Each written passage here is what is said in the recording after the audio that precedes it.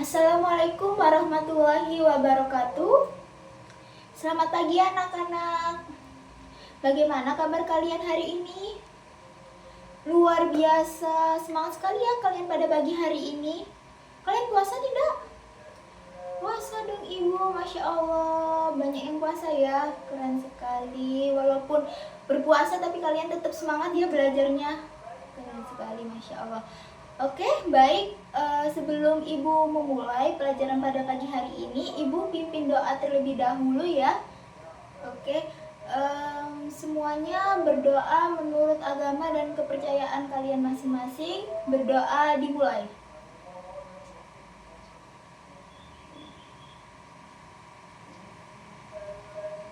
Amin. Berdoa selesai. Oke anak-anak, Ibu cek kehadiran kalian terlebih dahulu ya hari ini. Sebelumnya ada yang nggak masuk nggak hari ini? Oh, masuk semua ya? Oke, alhamdulillah. Jadi ibu nggak perlu presensi kalian satu persatu ya. Nah, oke baik anak-anak. Sebelum ibu menjelaskan materi pada pagi hari ini ya, ibu punya satu permainan. Nah, boleh kalian semua berdiri pada bangkunya masing-masing. Nah, oke baik. Jadi di sini ada 3 baris ya, 3 baris bangku berpasangan. Nah, ibu anggap jadi 6 baris lah ya. Kalian keluar ke bangkunya masing-masing, berdiri di sela-selanya ya. Yang baris belakang boleh merapat ke depan, diluruskan barisannya. Oke, udah selesai. Jadi untuk aturan mainnya, nanti saya akan membisikkan sebuah pesan pada baris depan ini ya. Baris yang pertama nanti maju, kalian akan saya bisikkan pesan. Lalu nanti sesuai hitungan saya, kalian lanjutkan membisikkan pesan ke teman kalian di belakang ya, baris selanjutnya dan baris selanjutnya sampai ke barisan yang paling belakang. Nah, nanti anak yang ada di barisan paling belakang, kalian sebutkan dengan keras pesan yang kalian terima tadi. Oke? Boleh dipahami kalian semua? Yang belakang dengar instruksi saya? Oke. Saya mulai ya. Yang baris ke depan boleh sini merapat ke saya. Saya bisikkan.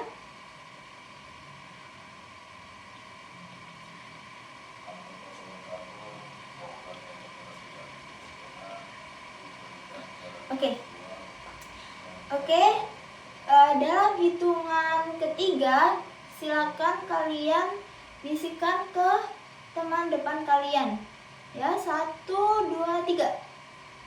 Oke, selanjutnya. Oke, selanjutnya. Oke, selanjutnya. Oke, selanjutnya. Oke, sudah selesai ya? Iya, baik.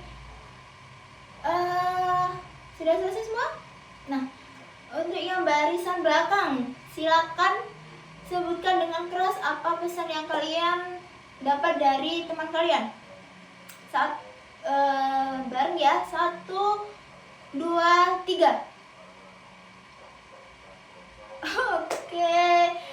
Oke, beragam ya. Ada yang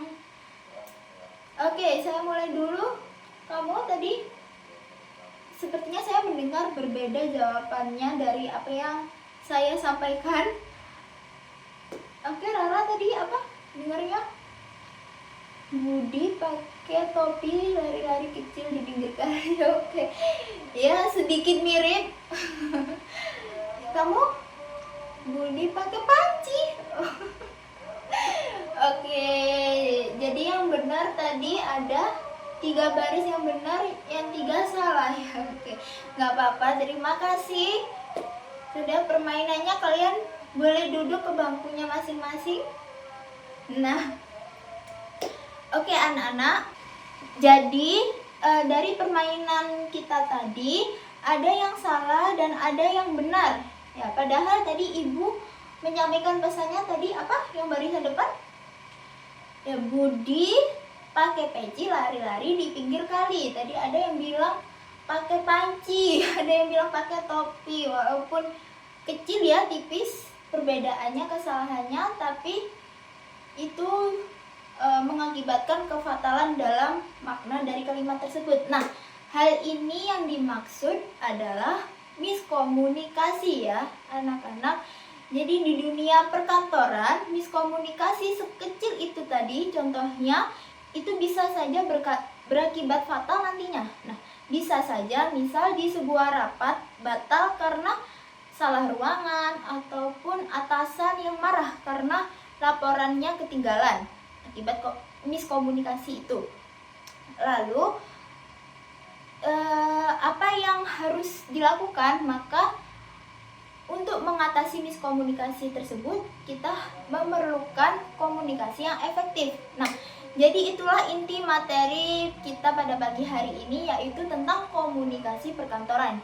Jadi kita akan belajar ya bagaimana caranya agar pesan yang kita sampaikan di kantor nanti bisa diterima dengan jelas tanpa adanya kesalahpahaman seperti itu. Nah, sebelum masuk ke inti, Ibu mau tanya nih terlebih dahulu sama kalian.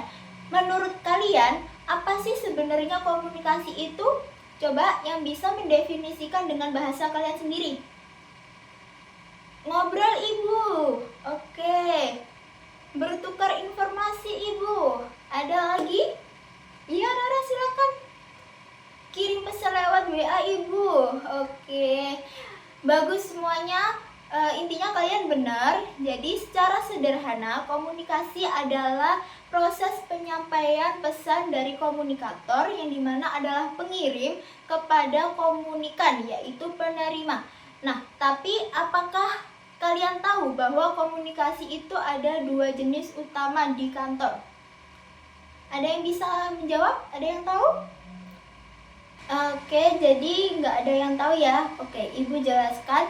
Jadi komunikasi itu di kantor ada dua jenis ya, yang paling utama. Yang pertama adalah komunikasi verbal, yaitu komunikasi yang menggunakan kata-kata. Nah, ini bisa saja berupa lisan seperti melalui tatap muka, melalui telepon, ataupun melalui presentasi secara langsung, dan juga bisa dalam bentuk tertulis. Nah, seperti melalui surat, email, notulen, ataupun laporan. Nah, untuk yang kedua, yaitu komunikasi nonverbal. Nonverbal itu yang seperti apa sih, Bu? Ya, jadi komunikasi nonverbal adalah komunikasi tanpa kata-kata. Nah, ini bisa berupa bahasa tubuh kita saat berbicara dengan lawan bicara melalui gestur kita, postur tubuh kita, dan bisa juga melalui ekspresi wajah ya, kontak mata kita, dan para bahasa. Para bahasa itu apa? Yaitu intonasi kita dalam berbicara, nada suara kita, dan kecepatan berbicara kita. Nah, yang sering terjadi nih ya, kita itu hanya fokus pada kata-katanya saja, tapi lupa bahwa bahasa tubuh dan intonasi kita itu juga perlu. Nah, bahkan menurut penelitian 70% komunikasi itu justru berasal dari bahasa tubuh dan nada suara kita.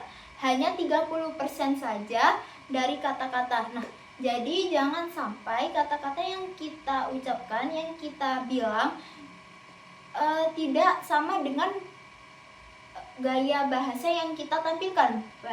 Ya, ekspresi yang kita tunjukkan seperti itu. Nah, misal nih kalian ditanya, kamu gak apa-apa? Terus dijawabnya, gak apa-apa, tapi wajahnya cemberut. Nah, itu pasti yang cowok-cowok relate deh, yang punya pacar. Pacarnya ngambek nih, abis ngelakuin kesalahan. Ya, pacarnya ngambek, ditanyain, kamu gak apa-apa? Terus yang cewek bilang, iya gak apa-apa kok, tapi wajahnya ngambek, cemberut. Nah, yang cowok-cowok pasti bingung kan? Ini salahnya apa? Nah, yang cewek-cewek pasti bilangnya, ya peka dong kamu. Peka gimana? Dikira dukun kali berartinya yang cowok. Nah, itu juga termasuk dari keterampilan berkomunikasi ya. Jadi kita nggak boleh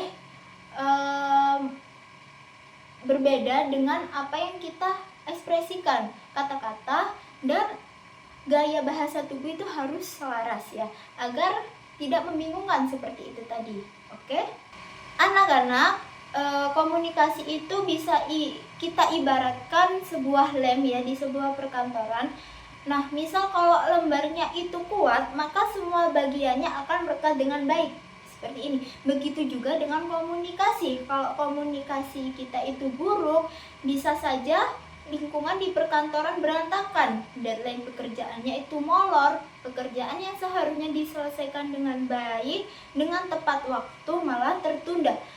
Bahkan hubungan kita dengan rekan kerja atau atasan kita juga bisa jadi renggang.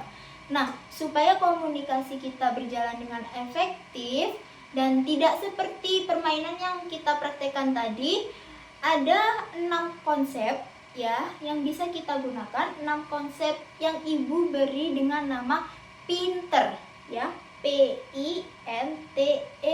Ibu singkat jadi satu kata. 6 konsep ini yaitu PINTER. PINTER artinya cerdas. Nah, maka dalam berkomunikasi maka kita harus cerdas. Cerdas dalam memilih kata, cerdas dalam memilih gaya bahasa ekspresi kita, seperti itu ya.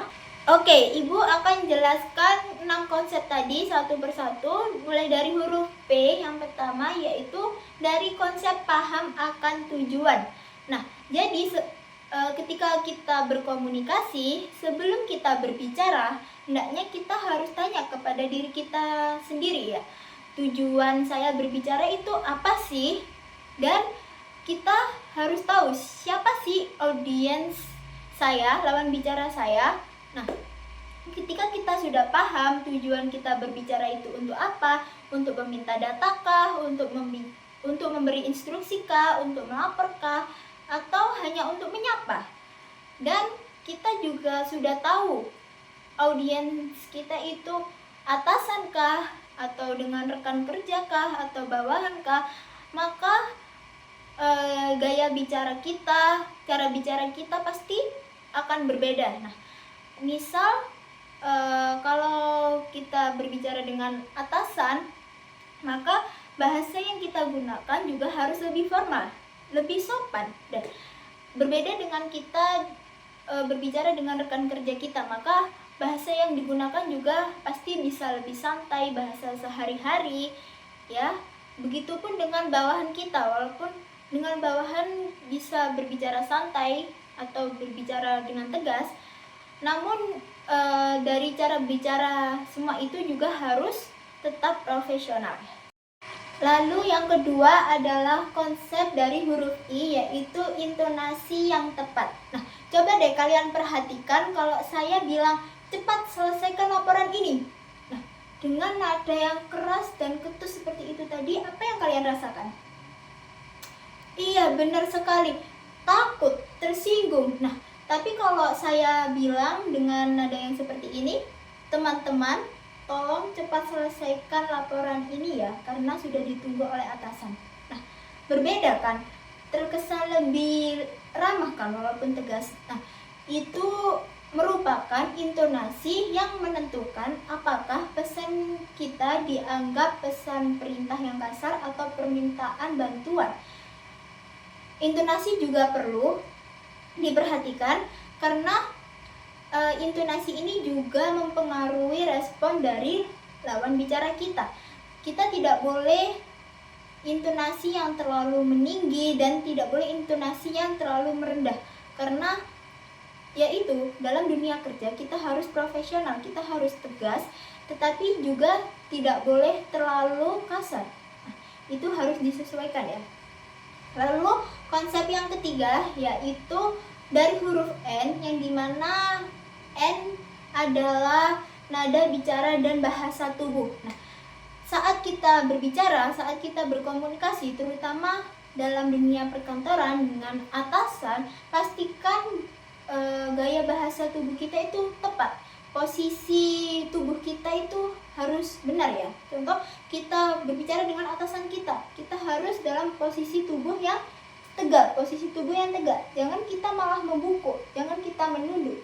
Nah, coba anak-anak perhatikan ibu, kalau ibu bicaranya menunduk ini, ibu terkesan tidak serius kan, ibu terkesan malas. Nah, gitu juga dengan atasan kalian, jangan sampai kalian membungkuk seperti ini, jangan sampai menunduk seperti ini. Ini menandakan kalian malas, tidak serius. Yang benar adalah kalian dengan posisi tubuh yang tegak, entah itu berdiri, entah itu duduk, kita harus dalam posisi tubuh yang tegak. Ini juga memperlihatkan bahwa kita percaya diri dalam berkomunikasi. Ini juga mempengaruhi dalam respon lawan bicara kita, respon bos kita, respon atasan kita. Kalau kita bicaranya dalam posisi yang tegak, kita terlihat percaya diri, maka apa yang bos kita dengarkan dari kita saat berbicara akan terasa lebih meyakinkan. Bos kita akan lebih percaya, lebih yakin dengan apa yang kita ungkapkan, apa yang kita informasikan, apa yang kita bicarakan. Seperti itu. Lalu yang kedua adalah tatap mata. Ini juga penting saat kita berbicara, kita harus tetap kontak mata dengan lawan bicara kita. Kita nggak boleh memperhatikan hal yang lain, kita harus fokus kepada lawan bicara kita. Contohnya deh, kalau kalian nih ngobrol sama teman kalian, terus teman kalian malah main HP, malah fokusnya ke hal yang lain, malah lihat-lihat hal yang lain, nggak fokus ke kalian yang bercerita, pasti kalian merasa nggak dihargai kan dalam berbicara itu. Kalian merasa nggak dipeduliin ya, seperti itu. Itu juga penting dalam dunia perkantoran, terutama dalam berkomunikasi dengan bos kalian. Itu penting sekali untuk tetap kontak mata dengan atasan, dengan lawan bicara kalian juga, entah itu rekan kerja, bawahan atau siapapun itu. Ya. Lalu yang paling penting adalah kalian saat berkomunikasi, saat berbicara, jangan menghilangkan tangan seperti ini. Karena apa? Kalian coba lihat sendiri, kalau saya menyilangkan tangan seperti ini ya, ibu menyilangkan tangan seperti ini, apa yang terkesan dalam diri kalian terhadap perilaku ini? Iya, saya terkesan sombong, angkuh. Nah, seperti itu. Itu juga harus dihindari, karena ini juga merupakan perilaku yang defensif. Ini nggak boleh ya, apalagi dengan atasan kalian. Wah, kalau kalian berani bicara seperti ini kepada atasan kalian, waduh, udah siap-siap kalian bisa saja dipecat. Itu nggak boleh, harus dihindari dan harus diperhatikan gaya bahasa tubuhnya. Nah, kalau kita menerima instruksi juga, kita hendaknya memberikan anggukan kecil. Ya, kita menerima instruksi dari bos kita menganggukkan anggukan kecil. Ini sebagai tanda bahwa kita mengerti. Jangan kita iya aja, jangan kita hanya bengong ngeliatin bos kita kasih instruksi, jangan ya. Itu bos kita pasti bingung, ini anak ini paham nggak? Maka dari itu anggukan kecil juga penting ya.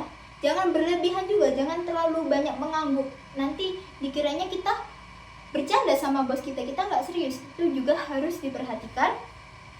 Dan yang paling penting juga saat kita berkomunikasi, kita apalagi dengan atasan, kita harus memberikan senyum sesekali yang tulus ya. Kita harus diselingi senyuman saat menanggapi, merespon bos kita dalam memberi instruksi, dalam berkomunikasi. Ini juga penting agar kita tidak terkesan kaku dan canggung dalam berbicara. Ini juga untuk mencairkan suasana saat kita berkomunikasi. Seperti itu.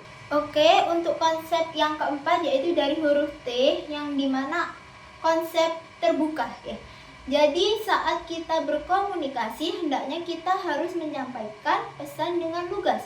Hindari kata-kata yang memiliki makna ganda, makna tidak jelas, atau multitafsir seperti nanti, atau sedikit, atau sama. Bahasanya anak zaman sekarang mungkin dry text ya. Iya, dry text atau singkat-singkat ya, yang sukanya nyingkat-nyingkat kalau balas chat ini, ya itu tidak boleh ya. Dalam dunia perkantoran, kalau kalian kerja dengan bos kalian, dengan atasan kalian, ketika menerima instruksi kalian jawabnya singkat ya, itu tidak boleh. Kita hendaknya harus spesifik. ya, dalam menerima instruksi kita merespon dengan jelas. Jangan bilang nanti akan saya kerjakan. Jangan bilang seperti itu mengandung unsur ketidakjelasan. Baiknya kalian itu bilang, baik Pak, baik Bu, akan saya kerjakan dan saya selesaikan paling lambat jam 3 sore. Itu yang benar. Jadi jelas kalian menyelesaikannya sampai pukul berapa. Ya, seperti itu.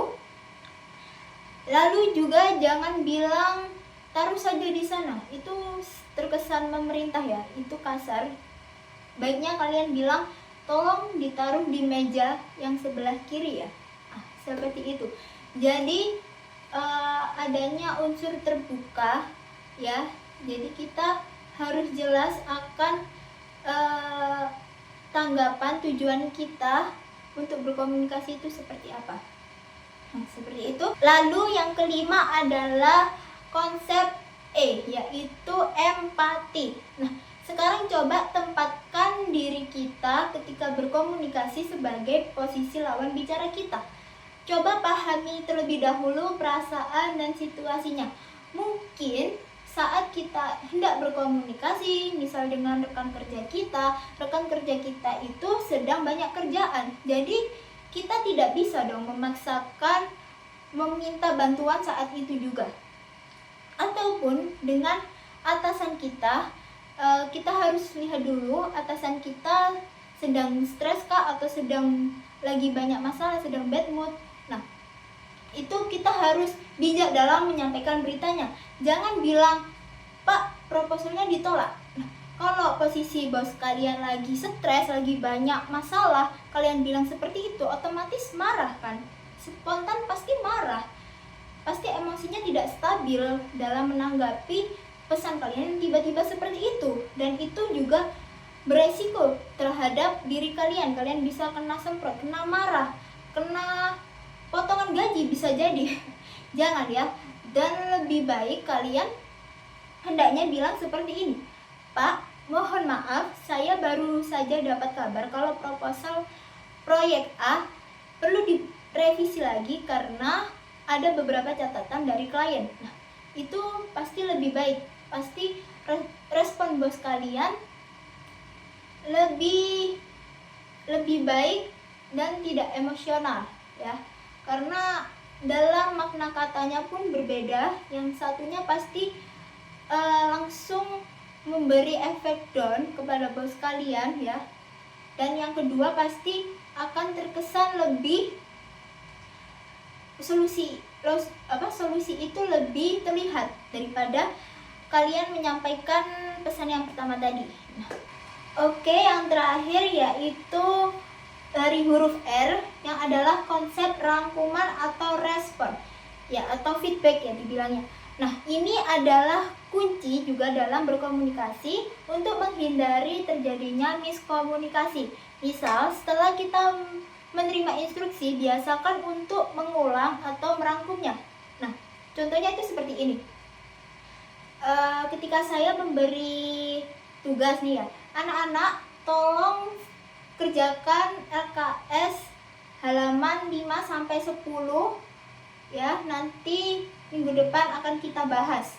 Nah, kalian jangan hanya bilang baik Bu, tapi kalian hendaknya bilang baik Ibu, akan saya kerjakan tugas mengerjakan LKS mulai dari halaman 5-10 untuk dibahas minggu depan. Nah, harusnya itu seperti itu. Ini fungsinya untuk apa? Hal ini untuk menghindari terjadinya miskomunikasi itu tadi. Yang dimana untuk memastikan bahwa sang pemberi pesan menyampaikan pesannya dengan benar, dengan jelas. Dan penerima pesan juga memastikan bahwa pesan yang disampaikan sudah benar, sudah jelas. Seperti itu. Jadi untuk menghindari kesalahan dalam pengerjaan tugas kedepannya. Seperti itu. Oke, baik anak-anak, dari materi yang Ibu jelaskan tadi, apakah sudah mengerti semua? Oke, karena kalian sudah bilang paham, walaupun saya nggak tahu itu paham beneran apa enggak. Oke, maka ibu pengen kalian nggak hanya paham dari teori dari materi yang ibu jelaskan tadi. Ibu akan mengajak kalian untuk menganalisis suatu soal ya. Oke, nah sekarang kalian perhatikan ke depan ke papan tulis. Ibu akan tampilkan soalnya melalui LCD ini ya. Kalian perhatikan. Di sini ibu punya studi kasus. Ya, silakan berpasangan dengan teman sebangku kalian. Ibu beri waktu 3 menit untuk mendiskusikannya. Oke? Nah, dari soal yang kalian perhatikan ini, kira-kira unsur pinter mana yang dilanggar dalam kasus ini? Nah, ibu mungkin yang belakang tidak terlihat, ibu bacakan dulu ya studi kasusnya. Ibu sambil bacakan. Di sini ada studi kasus. Bu Rina adalah seorang sekretaris. Suatu hari atasannya, yaitu Pak Budi, memanggilnya dari ruangan dan berkata singkat, "Bu Rina, tolong siapkan data penjualan tahun lalu ya. Nanti saya butuh." Bu Rina hanya menjawab, "Siap Pak." Lalu langsung menuju ruang arsip. Karena terburu-buru, Bu Rina menyiapkan data penjualan dalam bentuk printout saja dan meletakkannya di meja Pak Budi. Sore harinya Pak Budi memanggilnya lagi dengan nada kesal. "Bu Rina, tadi yang saya minta bukan ini. Saya butuh dengan bentuk soft copy Excel untuk presentasi. Kenapa malah printout? Saya juga butuhnya jam 10 tadi, bukan jam 2. Bu Rina pun hanya bisa terdiam. Nah, oke, silakan kalian diskusikan selama 3 menit ya. Ibu akan berkeliling untuk memantau.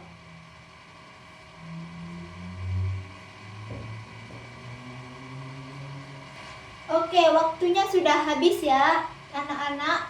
Sekarang ibu pengen ada 3 pasangan yang menyampaikan pendapatnya. Ya, silakan angkat tangan. Nanti akan dapat nilai keaktifan dari ibu yang menjawab. Oke, silakan, siapa yang mau? Iya, silakan Rara dengan Radu dulu. Iya, oke, terima kasih jawabannya. Ada lagi, ayo? Oke, silakan Lulu dengan Rasya. Oke, silakan. Oke, terima kasih. Satu lagi pasangan yang mau menjawab. Siapa? Ayo. Oke, Tasya dengan Kesha. Ayo. Oke, baik. Oke, terima kasih anak-anak yang telah menjawab. Ya, dari ketiga jawaban ini ada yang bilang tadi, ada yang jawab melanggar unsur T dan ada yang jawab melanggar unsur R. Siapa tadi yang menjawab unsur T? Oh iya. Oke, jadi dua-duanya benar ya. Tadi ada yang bilang karena Pak Budi melanggar unsur T, yaitu terbuka, di mana Pak Budi hanya meminta data tanpa spesifik meminta printout atau dengan soft copy-nya. Dan juga untuk kejelasan waktu, Pak Budi tidak bilang, hanya bilang nanti saja saat meminta data itu benar. Dan juga ada yang bilang bahwa Bu Rina di sini tidak menerapkan konsep R tadi atau rangkuman dan responnya yang kurang. Bu Rina di sini juga tidak mengkonfirmasi ulang atas perintah yang diberikan oleh Pak Budi tadi. Bu Rina seharusnya menanyakan data yang diminta berupa apa Pak? Soft copy kah? Printout saja atau dengan soft copy-nya? Harusnya seperti itu. Dan meminta juga kejelasan, Bapak meminta datanya untuk jam berapa, harusnya seperti itu ya. Oke, anak-anak, jawaban kalian benar. Terima kasih yang telah menjawab. Mari kita berikan aplaus semuanya. Nah, oke anak-anak, karena waktu ibu tinggal sebentar ya, akan ibu akhiri pembelajaran pagi hari ini. Apakah ada yang ingin ditanyakan? Oke, kalau tidak ada yang ingin ditanyakan, maka ibu yang akan bertanya ya. Jadi ibu akan bertanya. Ibu akan tunjuk 3 orang untuk menjawab pertanyaan ibu ya. Ibu tunjuk 3 orang cara acak. Jadi dari pembelajaran kita pada pagi hari ini, pelajaran apa yang dapat kalian ambil? Coba jelaskan dengan bahasa kalian sendiri ya, dalam 1 kalimat saja. Oke? Oke, saya minta Rara. Apa pelajaran yang dapat kamu ambil? Oke, jadi Rara bisa tahu komunikasi itu bukan cuma ngomong saja ya, tapi juga dari bahasa tubuh. Oke, terima kasih Rara. Selanjutnya yang pojok sana, belakang pojok. Oke, siapa kamu namanya? Oke, Rama. Sekarang kamu jelaskan pendapat kamu gimana tentang pelajaran pagi hari ini, apa yang kamu dapatkan?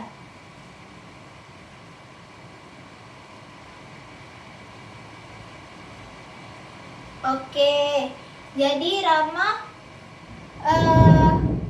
sudah tahu bahwa harus selalu konfirmasi ulang ketika dikasih tugas ya dari ibu biar nggak salah. Oke, bagus. Mendengarkan juga kamu ya. Oke, terima kasih Rama. Ada 1 anak lagi yang mau? Ayo, ada yang mau mungkin? Oke, apa Mbak tadi mau bilang apa? Iya, nggak apa-apa. Oke, ya. Oke, benar. Jadi intonasi itu ternyata penting ya Bu. Ya, benar sekali. Dalam intonasi bicara kita juga penting, harus diperhatikan agar tidak menyinggung lawan bicara kita juga ya. Seperti itu. Oke anak-anak, bagus sekali pembelajaran kita pada pagi hari ini. Kalian sangat semangat sekali walaupun sedang berpuasa ya.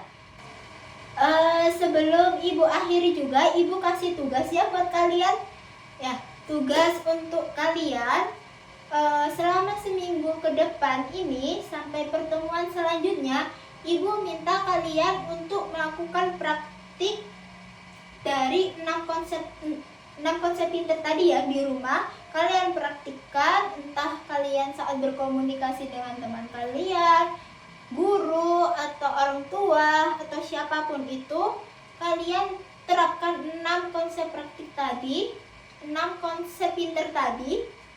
Lalu kalian analisis dan kalian catat pengalaman kalian melalui respon mereka ya.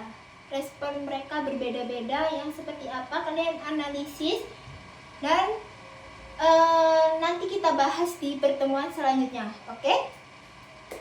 Baik. Sekian penjelasan dari ibu ya, kurang lebihnya ibu mohon maaf. Apabila ibu ada salah kata mohon dimaafkan. Wassalamualaikum warahmatullahi wabarakatuh. Selamat pagi semuanya. Selamat melanjutkan aktivitas kalian, selamat melanjutkan pembelajaran kalian, dan semangat belajarnya. Puasanya sebentar lagi selesai. Terima kasih. Ibu tinggal terlebih dahulu ya.